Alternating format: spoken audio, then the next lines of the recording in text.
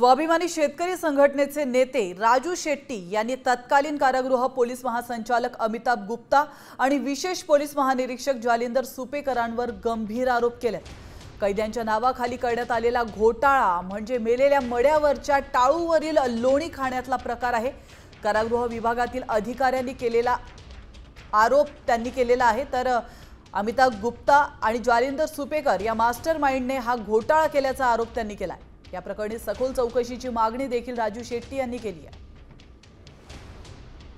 महाराष्ट्रामध्ये हा जो तुरुंग घोटाळा झालेला आहे त्यामध्ये अमिताभ गुप्ता किंवा जालिंदर सुपेकर एवढेच नाही आहे, त्यांना मदत करणारे या तुरुंग विभागामध्ये काम करणारे अनेक कर्मचारी आहेत, अधिकारी आहेत, ज्यांच्या सहाय्यानं बदल्यांचा बाजार झाला, जळगावच्या कुठल्या नेत्यांनी त्यांना पाठीशी घातलं, कसं या प्रकरणावर पडदा पाडला हे सुद्धा आता महाराष्ट्राच्या जनतेला कळालं पाहिजे असं माझं स्पष्ट मत आहे।